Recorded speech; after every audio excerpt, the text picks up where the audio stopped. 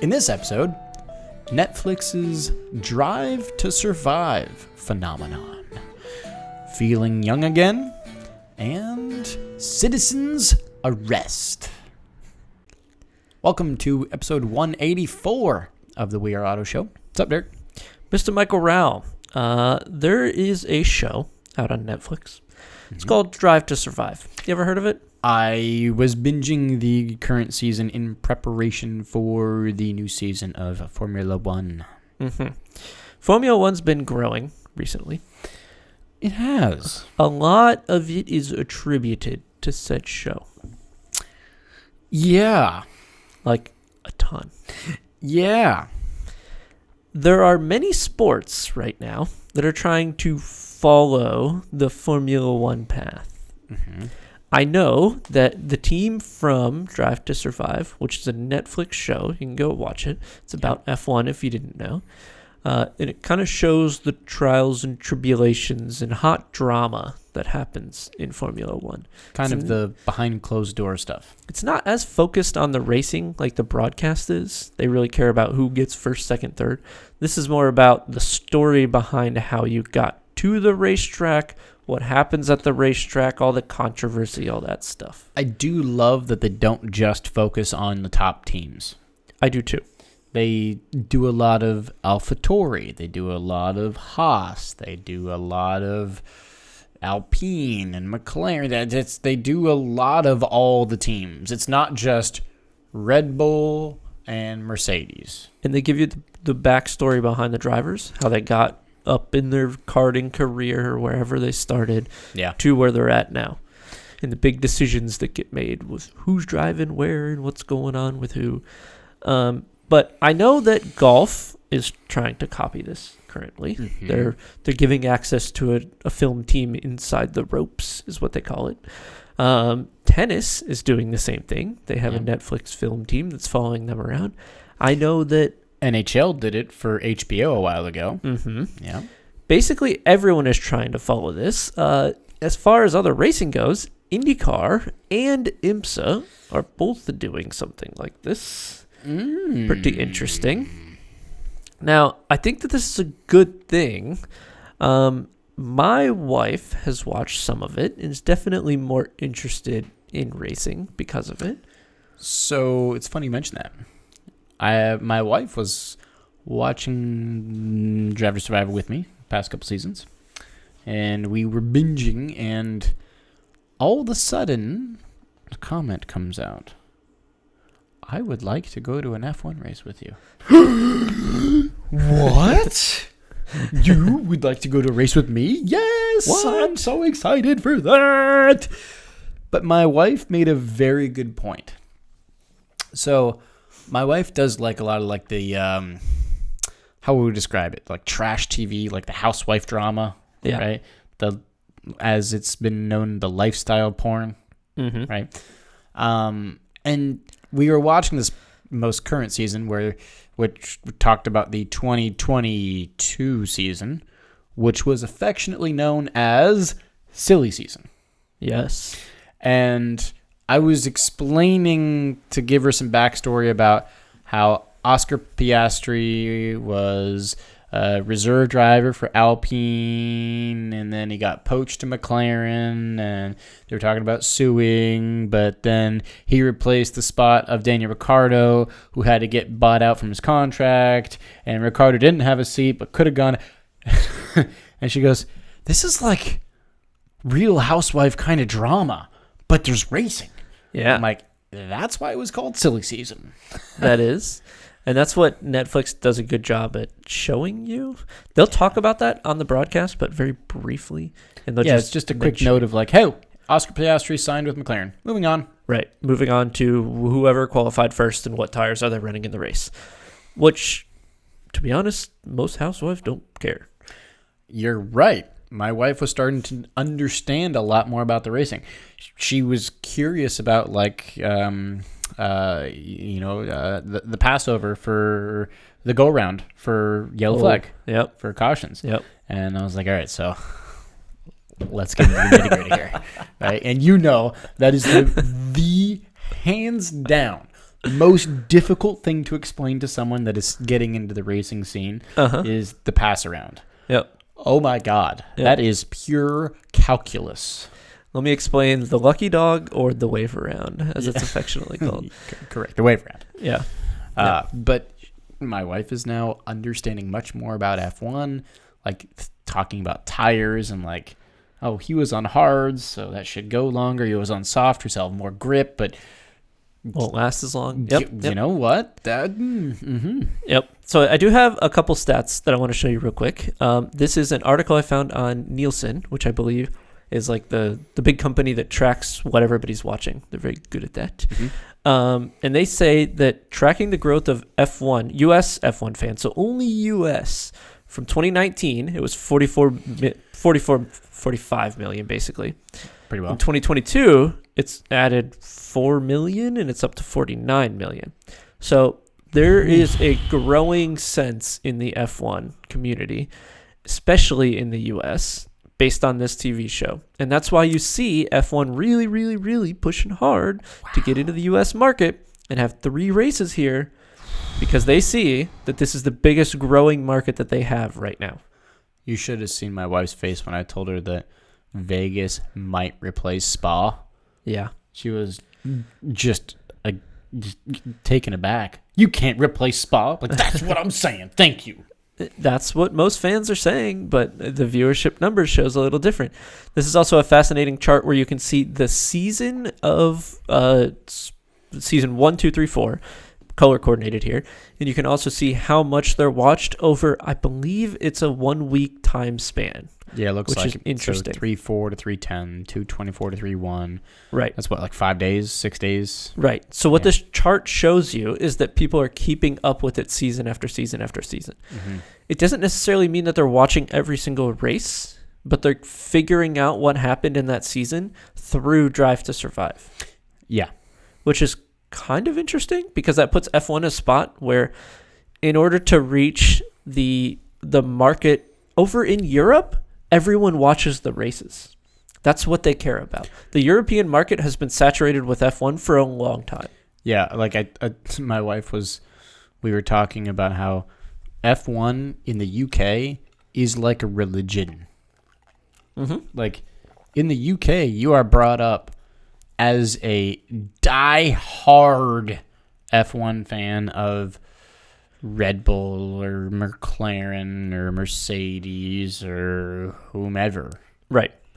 And that's good because those fans will watch the races. They probably won't really watch Drive to Survive very much because if you watch the races and you keep up with the season like we do, we know what happened that season. So when we go to watch Drive to Survive, sure, you'll see a couple closed-door meetings and you'll maybe see some hot drama that happened between drivers, but you know how it played out. You know who won the championship. You know what drama already happened if you kept up with the headlines. So it's not as entertaining for me to watch. But it is for my spouse, which is interesting to see. But what this chart shows you is that a lot of Americans are not necessarily watching every race, but they're watching the season recap that happens on Drive to Survive when the new season is out. So you know what that tells me? What? The American population lives and dies by TLDR. Or trash TV, yeah. TLDR, trash TV, because... Right. The races are too long, didn't read. And you taught me about that acronym, right? Too long, didn't read. Yeah. Another interesting note, 34% became fans after watching. That's really cool. Yeah, that's super cool. That's big. That is very big. Because, go back up to the numbers. If we're saying that they're getting, in that 1 week... 500,000? 500,000 views. Yep. That's Premier Week. During the Premier Week. Only the Premier Week. That's not... Wow. That's actually kind of wild. So in just the Premier Week, they're getting 500,000 views of this new season. Yep. That is... Or previous season, pardon me. That is... And how many percent of those became a fan? 34% of that. That's big. That's why they're pushing to try to get the US's in, or to try to get the races in the US. It really makes sense when you look at the data behind it. as to why Vegas has a race, Miami has a race, and Texas has a race. I wouldn't be surprised if they push for New York to have a race, if they push for California, Chicago, something like that. One more, to be honest. Yeah. I don't think that they should. I think 3 is too many already. I think they should have 1 in the U.S., but I'm just a purist, I guess. The U.S. Grand Prix, right? Yeah. But I don't know. They're going to run into a wall at some point. This can't keep climbing forever, and we'll see what happens when it runs into that wall. But it is fascinating to see, and all the other sports are watching this and saying, man, why can't we make one of these and then go sell it? If you're the NHL, you make this, sell it to the European market. Sell it to somebody who doesn't really watch the NHL a lot, right? The only problem is you can't take that European market and have them come over to the U.S. and watch games in person, right? Yeah. Where you can in F1 go from Spa to the Nürburgring to Austin, Texas to wherever. So it's a worldwide sport, whereas the other sports that are trying to do this are a little different. Mm-hmm. I guess golf could, tennis could, but I don't know. It's fascinating to see. Yeah, it's really cool. Yeah, I'm just very happy to see that F1's growing. I hope to see other forms of motorsport do this and do it successfully, but I kind of worry that it's going to be very hard to do. Yeah, I agree. Yeah. I agree. So, shall we move on to our spots of the week? Let's do it. Okay. So, I will start with a bunch of things. My first thing I spotted, which might actually, technically, probably should be my spot of the week, but I'm going to save that to something much more different, was a G-Wagon. Now, G-Wagons don't normally do much, but this was a special one. The one I saw was a G63 AMG. I didn't even know they made that. And they didn't make much of them. So, do you know the difference between a G65 AMG and a G63 AMG? No. The engine. Okay. G63 AMG, V8. Oh. G65 AMG, V12. 12? Uh-huh. Twin turbo V12. Jeez. Now, not only did I see a G65 AMG, I saw a final edition G65 AMG, or AMG G65, pardon me, which is kind of, well, crazy, frankly, because they only made 65 of them in the whole world. What? 30 of them were supposed to have come to the U.S. And I know it was a G65 final edition because of the bronze wheels, the bronze trim, and the stripe. Whoa. The two-tone stripe. Wow. Crazy rare. 65 in the world. Yeah. And 30 in the U.S. Driving around Sarasota, Florida? Apparently. Great. I mean, we have 2 different Pagani Huayras, so why not? That's true. But there's probably more of those in the world. No. I think there's like, the Huayra BC is one of like 10 or 30 or something like that. All right. But before I get to my next spot, which was another G-Wagon, which we'll get into in a second, I did happen to see, while I did a quick little 1-mile loop through downtown, I saw the list of cars that I saw was just unbelievable. It makes people that live in other countries jealous, because I saw, within a mile, Porsche GT2 RS. I saw a limited edition, like, British Racing Green Bentley Continental GT. I saw an Aston Martin DBS.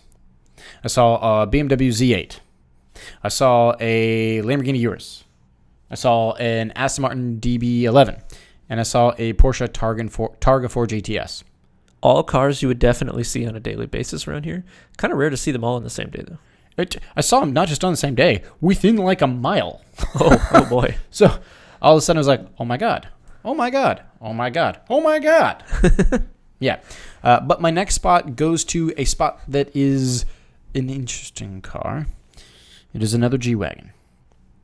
This is a new one, though. This is a G63, so a V8. But what is very special about it was its paint. It was painted in green hell magno. That's what that's called. That is that matte green paint that came from the AMG GTR. Yeah. You never see that on a G-Wagon. No. Ever. There is a GTR that's around here, right? There's 2 or 3 of them. Okay. In that color. Yeah, I've seen that color many times now around here. Yep. He comes out to every Cars and Coffee, right? But I've never seen it on G-Wagon. I also didn't know that was the stock color. Not stock, but a color that Mercedes themselves will give you. I thought it was a wrap when I first saw it. Oh, no. That is because the GTR had set a lap record at the ring. Okay. That's why they named it Green Hill Magno. True. Yeah. So that was my next spot. Something else, I did see a lot of things, so pardon this. Next thing I saw was something that you would be interested in, was a Cadillac Lyriq, which is their new EV. That is their new EV. Not really liking the front of it. No? No, in person, it's kind of creepy looking. How big is it? Fudging huge. Oh, really? It felt... Now, I saw it passing the other direction, but it looked like Rolls-Royce big. Oh, boy. That's not what I expected. It's not small. Okay. It's not. It's got some presence. It's all right. Not small. I guess in this photo and all the photos I've seen, it's looked like a relatively... Wait until you see one. Slimmed down SUV. No, it's like a larger sedan. Okay. Instead of thinking about a smaller SUV, think about a larger sedan. Okay. Like between a crossover, wagon, and an SUV. If you could like do some weird, crazy bastard love child there. All right. But now my spot of the week goes to something that is not even an automobile. It is a plane. What did you see? I saw a B-24 Liberator. What's that? It is a World War II era warbird. Oh, I think I saw that they're doing this around the airport near us. Yeah, so I was not expecting to see this as I'm driving around. Yeah. And I hear something off in the skies, and I'm kind of looking around, and this thing has got some freaking presence, man. Holy shit. This just dominated above me. And I just kind of sat there and stared at it for a few minutes. Really cool to see this thing buzzing around. Was it slow? Not fast, but not slow. It's a bomber, so it's a heavy bomber, so it's not like a fighter, right? No, but I expected to kind of putz along. Not really putzing. Okay. It was moving. Okay. Just holy shit! What a thing! It is powered by 4 Pratt & Whitney turbo supercharged radials, 1,200 horsepower each. Wow. So 12 times 4, 4,800 horsepower. Okay, it's got some power. Yeah, baby. It's got some power. Its range is 2,100 miles. Its cruise speed is 215 miles an hour. Its maximum speed is 290 miles per hour. So if you're cruising and you got to accelerate, you only accelerate like 70 miles an hour. Yeah. Cruising is kind of near max speed. Not far off. No. Yeah. What a thing. Yeah. What a thing. That's one of those old World War II planes, got the turrets hanging out on both ends. That'd be super cool to see. Yeah, I was not expecting to just look up and go, whoa, look at the B-24. That's freaking sweet. Mm-hmm. Really cool. So yeah, I saw a B-24 Liberator heavy bomber. It began service in 1941. Right in the middle of the war. Mm-hmm. Nice. Cool freaking stuff, man. Yep. That's my spot of the week, which is not even a car, even though this is a car podcast, I guess. Right? That's okay. Car people usually like planes. I agree, right? So, did you see anything? I did. I saw a Subaru BRZ. Oh, did you? Wow. Was it blue and in your driveway? It was not. It was in someone else's driveway, relatively close to me. Ooh. It was white. It was a new one. It was not a manual, but it's been driving. How do you know it was not a manual? Because I looked. Oh. I walked past it and I looked in that seat and I said, oh no, that's not a manual. I can tell you that's not a manual. I see. Mm-hmm. But As this car kept on driving around, I happened to see it the other day, and I saw that there was a female driving it. And I've told you many times, there are two types of buyers for this car. Remind me of them. There are the tech nerd, me, or the female, which is who has bought this one. No problem with that. The odd part was that my wife was like, well, there's a white BRZ. I think I might know who that is. And she got on the internet and did some digging. Oh, Inspector Clouseau. She happened to work with the owner of this BRZ at a previous employer. No. And she had her as a friend on Facebook. No. With that information, I know that this female that's driving this car is at least 75 years old, if not older. And she has a white new BRZ that she's driving around town. I love that to pieces. So this grandma is driving around my neighborhood in a newer BRZ than me and is a grandma. How awesome is that? Can you guys synchronize a wet road drift together, please? I need to have a conversation with her. Yes, you do. I need to. We should have her on the podcast. That would be fascinating, actually. I would love to. Open invite if you're listening, the young lady with the BRZ. Come on. We'd love to chat with you. That would be fascinating. I'm not sure if she's super into cars or cultured with cars, but I found it awesome that she was driving this car. Now, it might be one of those situations where she just thought it was cute, and that's totally fine. I mean, it's kind of cute. It's kind of cute. It's kind of adorable. Like, you just want to, like, pinch its cheeks. Right. And she might just think that's cute and not hoon it around town like I do. That's completely fine. But watch her just exit every corner sideways in the rain. That's what I want. That would be amazing. How much wilder would it be if she bought a manual version? Do you think that folks like that are a bit older would buy a manual? Yes. Why? What do you think transmission-wise they learned to drive in? It was probably a manual. Well, yeah. So they're probably trying to feel younger again, right? I'm not trying to say it in a derogatory way, but if I'm trying to conjure up emotions from when I first learned to drive, I will get something more akin to what I learned to drive in. Would this be that, though? Kind of, yeah. It is a mechanical manual gearbox. You feel everything, so it's not like it's a direct linkage. There's no wires doing the shifting for you. So I guess probably back in the day when they learned to drive, it's probably a mechanical manual. Maybe. I really want to believe that she hoons this thing around and slides it in the rain like I do. But I really suspect that she just thinks it's cute and drives it around town. Probably. But again, just wait. You're going to see, it's going to be raining. You're going to be walking at your door and you can just see her coming in sideways. And if I say, yes! If I ever get the conversation, I'll at least offer, can I teach you how to drive this car? Properly teach you how to drive this car. We can do it in mine first and then we'll go to yours. Sure. There you go. Yep. That's awesome. What a cool car spot. Yes, totally. I love it when you see like the older folks driving something that's a bit more exciting. Yeah. Not just a beige Cadillac. Mm-hmm. So let's move on to the I wish that would haves. Do you happen to have one, sir? I do. So I wish. Remember how I recently got into a Mazda that had seatbelt shenanigans going on? Yes, it would not acknowledge the fact that you are a human being that can decide to sit in the middle. No, you had to sit in all the seats at all the times for some reason in order for this to drive. Unallowed. It was odd. I had to buckle in all the seatbelts to be able to go anywhere. It was really weird. Anyway, I was trying to sit in the middle seat because this new Mazda, I think it was a CX, I don't remember. CX-5. 5 or 9 or something. Anyway, I was sitting in the middle because I wanted to see the new HUD, heads-up display on this vehicle. I wish that all cars came with a heads-up display. Do you? Yeah.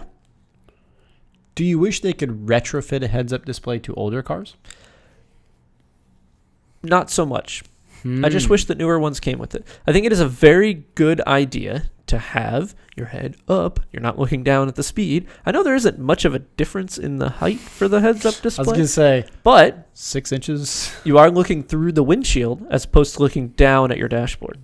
See, this is all very well and logical, but it would require the human being driving to not be looking at their phone and actually looking in front of them. That's besides the point. We're never going to solve that problem. We're just not. This podcast will not help with that problem. I can tell you that. But yes, assuming they are looking up and doing proper driving, a heads-up display would be very convenient to have. I almost think it should be mandated to be optioned. You think it should be like a NHTSA thing? I think so. What do you think?